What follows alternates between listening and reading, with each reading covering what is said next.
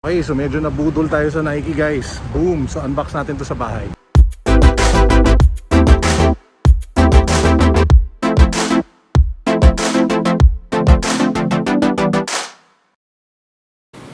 Yo, what is up? Carlo here. Welcome to today's episode. Pasensya na, hindi ako nakapag-vlog the last few days. I've been really busy with work and business, but I'm super happy to be back.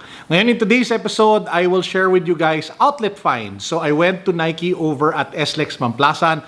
Tingnan natin kung ano yung mga sobrang panalong sneakers. Jordan, sobrang daming Jordans na you can get over at Nike. Apart from that, we'll go a little bit of toy shopping over at Greenhills. And then of course, sa ending nitong lahat, meron tayong NBA cards unboxing. So excited kayo? Keep on watching. Tara guys, let's go. So yung pinaka-unang panalong sapatos, simula pa lang, let's hit the ground running, let's hit it strong.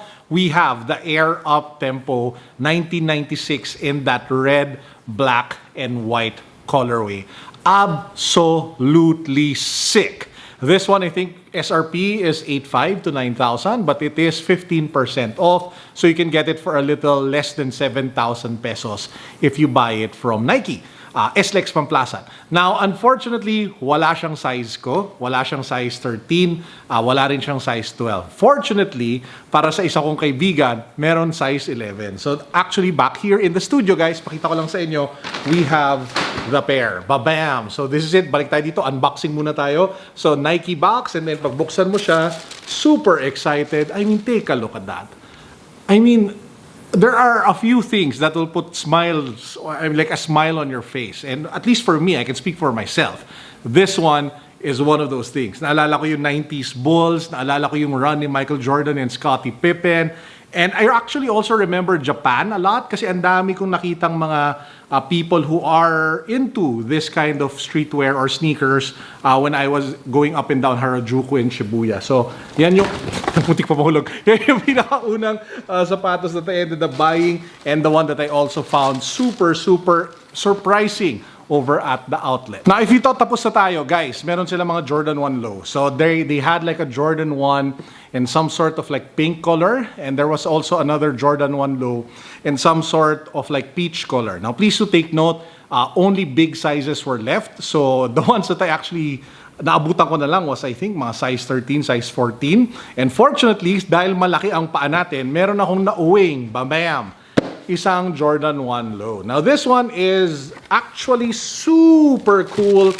Reminds me a lot of those Miami-inspired, sneakers, basketball shoes. So you have some sort of like, ano ba tawag dyan? Tiffany green or teal. I don't know what color that is, or aqua. And then yung swoosh na medyo orangey pink. And then nag-gradient siya. Tingnan nyo. How it changes colors. Ang suabe lang, oh. Kita nyo yun? Sobrang suabe. Diba? Sobrang nakakaaliw. So, yun, I actually bought something for myself. Yay!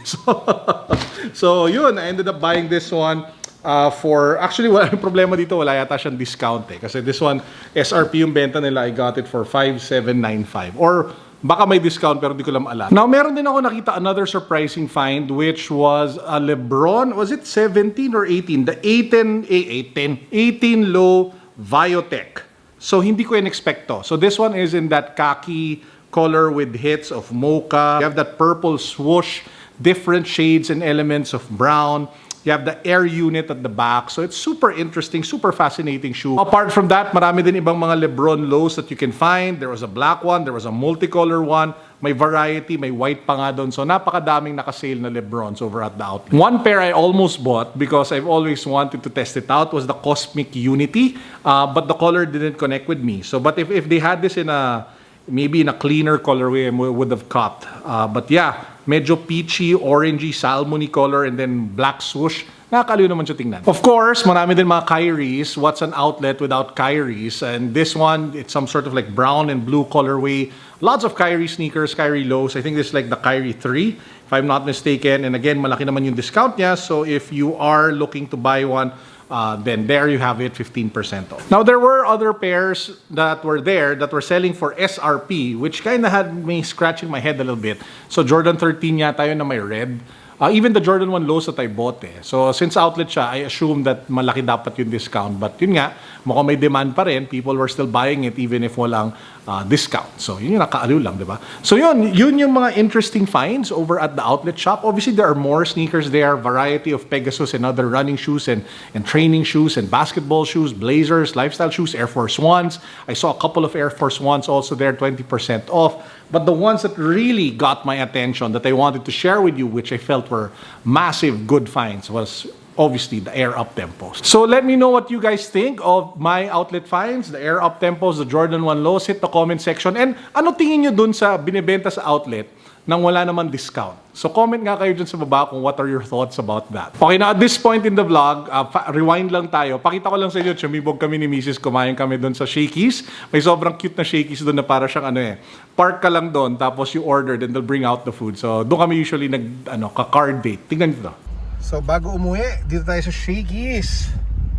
Shakey's, SLEX Mamplasan, park and order. So pwede mag-order ka lang, sa labas nila yung food. Ano orderin natin, babe? Ang daming pwedeng pagpilian. Hindi po to sponsored ng Shakey's para lang malinaw. So ang dinner natin, meron kaming spaghetti, meron kaming chicken, tapos Hawaiian pizza. Diba? Shakey's, Panalo. Oh, di ba? Sobrang nakakaaliw. And before we get to the NBA cards, quick story time lang. So we did some toy shopping as well in Greenhills a couple of days ago. So we started at Unbox Greenhills looking for Nendroids. So Nendroids apparently are like the new in thing after Funko Pops. And I talked to a fellow Nendroids collector, si Pao Andaya, and he was telling me, sobrang nakakatuwa daw yung Nendroids kasi pwede post, mas madaming pictures versus the Funko na nakatayo lang doon na, wala yun, nakatitig lang sa'yo. So, are you guys fans of Nendroids? Let me know in the comment section. But I ended up buying 2 from Unbox Greenhills from one of my favorite animes, Naruto. Bam! So ito yung dalawang yon. We have Naruto over here. I think this was yung character niya. Kailan kaya ito nangyari? Parang ito yata yung Sage of Six Paths version niya. And then we have over here Minato. Basta yung tatay ni Naruto. So yun. So yung nakakaliw sa kanya, if you take a look at the box, you can actually pose them side by side. So you have a little bit of that father and son thing going on. They sell for a little over 2,000 pesos if I'm not mistaken. So good deal na siya in my opinion, lalo na if you're a Naruto collector. Si Mrs. din may nabili. So tignan nyo itong clip na to. Saan mo dito? Ba't mo gusto? Yan o, cute. So yun, yan ang nabili niya. Meron siyang Funko Pop na napili, which is Sylvester and Tweety from the Looney Tunes. And ako naman, when we dropped by another toy shop, Big Boys Toy Store, and the new toy shop beside that in Shopsville, I think it's called CO, I ended up buying this one, which is the Grumpy Cat Funko Pop. I did not know na meron palang Grumpy Cat Funko Pop. So ang cute lang talaga niya. Tingnan niyo, ang cute, di ba? Sobrang nakakatawa. Tapos may picture pa ni Grumpy Cat dito sa likod. Wala lang, nakakaliw. So if you're a cat fan, Grumpy Cat fan, simply a must-have. Okay, now this part in the vlog, I'll bring you to another moment in the shop where nagbukas kami ng, alam niyo na to, NBA cards. So guys, nandito tayo sa cardboard corner. May kinuha tayong isang box, which is yung Crown Royal, ano ba to, Asia? Basta color green na box. Kumalas to, yan yung mukhang may kasalanan. Siya yung pumili. Okay, mamaya, ikaw pipili bro ha. So, baka ikaw maswerte ka. So, tingnan natin kung ano laman na to guys. Sana swertihin tayo. Sana swertihin. Hoy, bungad pa lang. Medyo okay na. Paborito ko, PC ko yan. James Wiseman, Jalen Smith, Chris Middleton. Yung susunod? Yung susunod ba? Base pa rin? Base pa rin, no? Zach Levine. So, yung susunod na yung Ayan. So, may dalawang special. Isang red, tapos isang nakabaliktad. Auto ba to? Hindi natin alam lahat. So, makikita natin. Okay, tingnan natin. So, yung nasa likod, yung red, si Fred Van Fleet. Tapos tong nasa likod, na auto siguro. Ba't walang team? Nasaan yung team niya? Okoro! Numbered 18 out of 32. Oh, si Karen guys ang pipili ng isa. So Karen, may dalawa dyan. Nasaan dyan ang pinakaswerting box? Siyempre sa unahan tayo. Sa unahan. So ito ang pinili ni Karen. So guys, tingnan natin kung may maganda. Nakita natin may isang auto tsaka may isang red parallel. Ewan ko kung yung tamang term, pero buksan natin. Uy! Ano yun? Uy, Steph Curry. Meron tayong Jaylen Brown, Peyton Pritchard na rookie. Uy, mukhang maganda to Karen ha? Karl Anthony Towns. So yung dalawa dito sa likod, yun yung maganda. So simulan natin dito sa pinakalikod. Ang ganda niyan. Gold na Zach Levine. Hindi ko ito bibigay sa'yo. Medyo mahal na to eh. Baka minamata mo na eh. Medyo mahal to eh. So, sorry ah. Ito na. Ito na yung special natin. Oh, ba't ganun yung shape niya? Ah, baliktad. Baliktad ba? Red? Ay, sino to? Oh! Heir to the throne! Bang! Panalo! Hindi numbered pero hindi na magreklamo. Yan. Uy!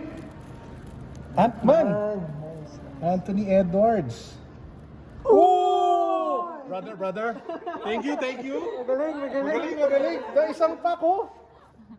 Grabe. Kevin Love. Kevin Durant. O, ito na. So, yung nasa likod. Red na. Poco! Brother, ikaw yung pinakamagaling pumili. Officially, ikaw ang number 1 na katagapili. Ito na yung last. So, baliktad ba to? So, baliktad. So, dapat dito tayo sa taas. Oh, sino to? Hoy! Sino yung may ganyang buhok? Ito sa Dick Bay. Oh, pwede na. Mukhang bubuksan na natin to. Si Karen ang may kasalanan. So, ito na. Magkakaalaman na. Pag may maganda dito, OMG. One of the best days ever. So, buksan na natin. Nakabahan ako. Ano ba yung ginagawa ng mga box breaker? Di ba ginagawa nila? Nakapatong muna. Dapat may blocker tayo eh. Sealer. Yung ginagawa ni Sir. Oh, teka, kailangan natin ng pantakip. Pangit naman ang pantakip natin. Yan, okay guys, so Uy, sikat na yung phone.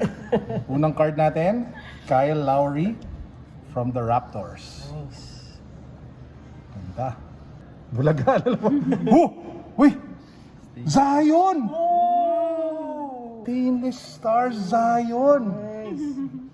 So, dito sa meron tayong Tyrell Terry, Auto, 70 out of 88. May tama lang oh, yun sa taas. Desmond Bain, 21. Muntik pa mag-jersey number. Mabitin pa.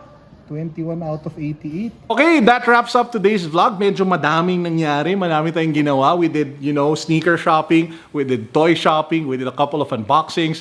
And we ended it, of course, with our favorite NBA cards unboxing. So I hope you guys are all doing fine. I pray that you all have an amazing week up ahead. Productive, safe, healthy. I pray na all of you are protected from this virus and that you guys protect yourselves as well. Faith without action is nothing. Tatandaan nyo yan, okay? So that's it, guys. Peace. God bless. What's up? Boom.